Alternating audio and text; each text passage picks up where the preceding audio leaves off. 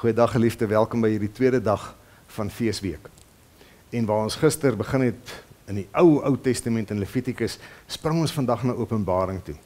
Na die laaste brief wat aan die gemeentes geskryf word.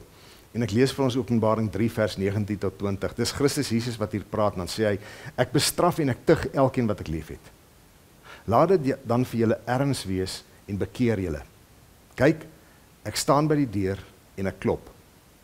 As iemand my stem hoor en die deur oopmaak, sal ek by hom ingaan en saam met hom die feesmaal hou en hy saam met my. Ons het soveel redes baie keer om in ons lewens 'n bietjie deure toe te maak, om bietjie te gaan wegkruip agter toe deure, agter toe gordyne. Veral wanneer dit kom by die punt waar ek en jy besef dat ons nog steeds sondig het, dat ons nog steeds foute maak, ten koste of ten spyte van ons beste voornemens, om ons lewens in oorgawe en met toewyding en rein voor die Here te lewe. Julle weet hoe dit is. Kom 'n mens baie keer agter. Ek het weer geval. Ek is weer skuldig. Ek het dit nie gemaak nie. En in sulke oomblikke oorval die skaam jou, oorval die skuldgevoel jou, en wil jy eintlik net so bietjie onttrek ook van God. Juis van God, want nou moet jy weer voor hom gaan staan met 'n rooi gesig en bely en sê, ek kon dit nie alles doen nie. Ek kon dit nie regkry nie.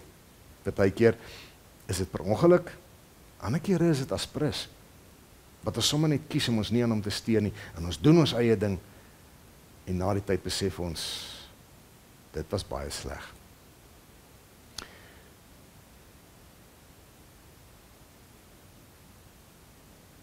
Jesus kom sê, ek klop. Ek klop en ek wil hê dat jy moet oopmaak.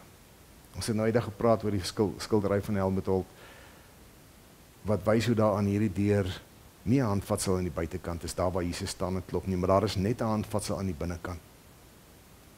En al wat ons moet doen, is om ons trots, ons skaam in ons sak te steek en oop te maak.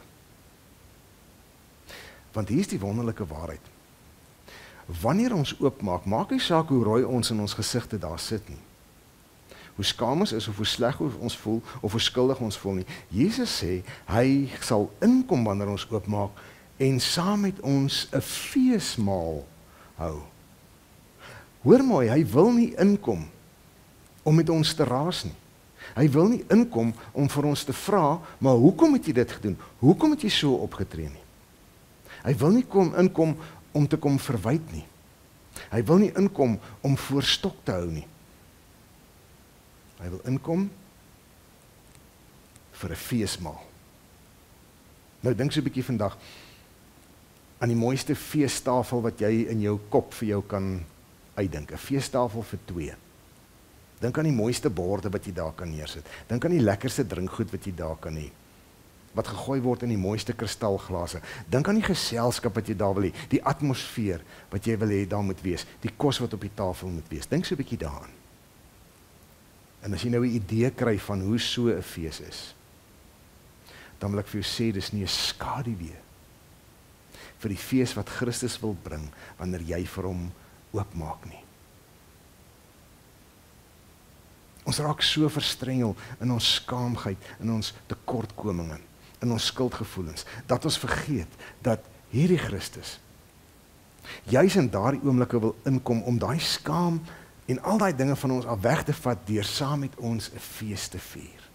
Is 'n fees wat ek en jy vir ons nie kan indink nie. En daarmee wil hy vir jou sê, maar ek wil hê jy moet 'n feesmens wees. En ek wil hê jy moet ervaar hoe fees saam met my, jou Christus, jou redder, jou koning, jou toekoms is.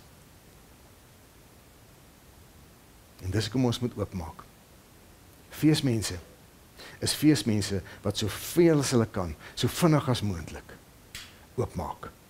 Mag jy met vrymoedigheid en met groot vooruitsig 'n bietjie oopmaak, en mag jy 'n feesmens wees. Shalom.